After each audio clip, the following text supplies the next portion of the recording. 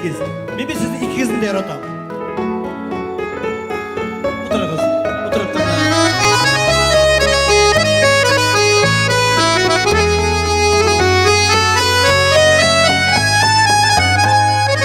Bir qarasang parlılar bəxtli, yanlarında şaba sabıylar, sağ astında yürgen küzlergine, aşı sağış bilen qarıylar. Bu dünyada kimler bəxtlisin, parlılar mı elle yalğızlar? Aşığımı elle yazmış mı bu vaylelerde küpme yalgışlar? Bu dünyada kimler bəxtlisin, parlılar mı elle yalgızlar?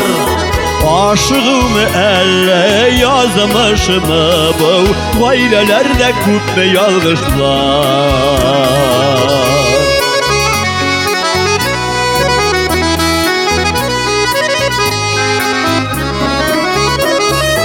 Yalğızlarla işlesen de yarı, şitlik gibi kuya kurmaş, dikni kızı koyşan koytır diye, İyide bir kim kütüp durmaş. Bu dünyada kimler bəxtlisin, parlılar mı elle yalğızlar?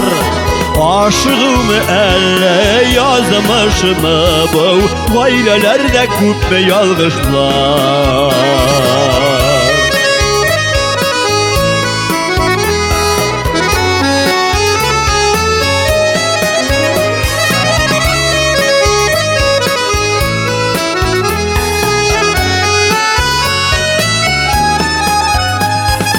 Şıpşın bəxtliler bir azgına, ne kaderli parlı zarlılar, bağla ışını hem de suyu ışın, yaşasalar iri parlılar.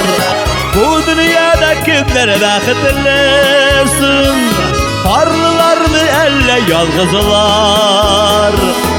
Aşığımı elle yazmış mı bu vaylelerde küpme yalgışlar? Bu dünyada kimler bəxtlisin, parlılar mı elle yalgızlar? Aşığımı elle yazmış mı bu vaylelerde küpme yalgışlar?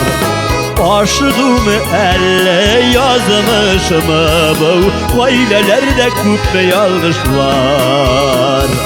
Vaylelerde küpme yalgışlar.